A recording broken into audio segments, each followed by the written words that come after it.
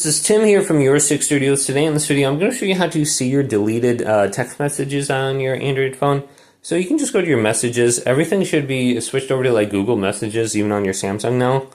But to see your deleted text, you can just delete this. So let's go to delete, move to trash. Now when you move something to the trash, it's not deleted for about 30 days. So this is the easy method to know if you got it in here or not. Just tap your little picture right here. Go to trash, and you can just see all your messages in here. So you can recover this message too if you want at any point in time. So you have 30 days until they're permanently deleted. So I don't know how long ago you deleted this, but this is the E to Z method to recover this text message right here.